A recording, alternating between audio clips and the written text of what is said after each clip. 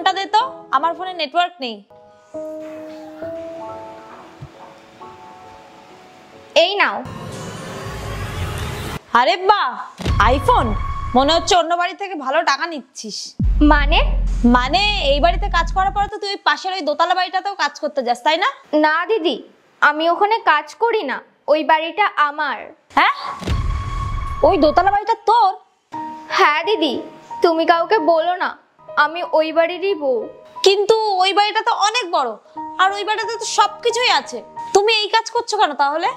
আসলে আমার হাজবেন্ডের জবটা চলে গেছে 5 মাস আগে। অনেক চেষ্টাও করছে, কিন্তু কোথাও জব পাচ্ছে না। এখন এক ছোট কাজ করছে, কোনো এক নেতার কাছে গাড়ি চালাচ্ছে। অতটাও ইনকাম করতে পারে না পুরো বাড়ি চালানোর মতন। তাহলে দিদি, আমি এখানে না বলেই কাজের জন্য আসি। তোমার মা সব কিছু জানে, আমি তোমার মাকে সব কিছু বলে দিয়েছি। তুমি কাউকে বলো না। ঠিক আছে।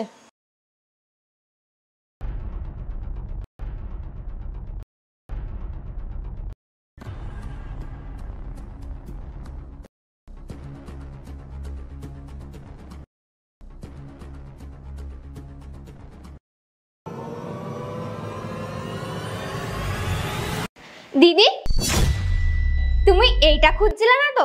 এটা নিচে পড়ে গেছিল, ঝাড় দেওয়ার সময় পেয়েছি। হ্যাঁ, এটাই তো খুঁজছিলাম। আর কোয়েল, কালকে থেকে আর তোমাকে কাজে আসতে হবে না। কিন্তু দিদি, কেন? আমি কি কোনো ভুল করেছি? না, আসলে আমার শরীরটা খারাপ ছিল তো, তাই মা তোমাকে কাজে রেখেছিল। আর এখন তো আমি ঠিক হয়ে গিয়েছি, তো তাই তোমাকে কালকে থেকে আর কাজে আসতে হবে না।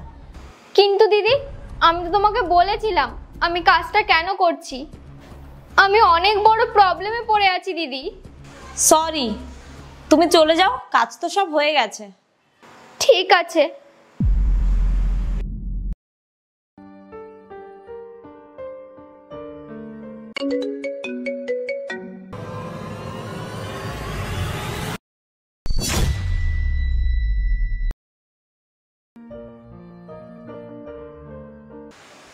আমি তোমাকে এরকম কাজ করতে দেখতে পারবো না, এই কারণে আমি এই টাকাগুলো তোমার পার্সে রেখেছি। দেখো, আমরা পাশাপাশি থাকি, কিন্তু আমি চাই না তুমি কারোর বাড়িতে এরকম কাজ করো। যত টাকা আমরা তোমাকে দিতাম ওটা আমি সেভিং করি, তাই ওই টাকাগুলো আমি তোমাকে দেব যতদিন তোমার স্বামী ভালো একটা জব না পায়। তার বদলে আমি এটাই চাই, আমাদের খারাপ সময় তুমিও আমাদের পাশে থেকো। তোমার প্রিয় দিদি।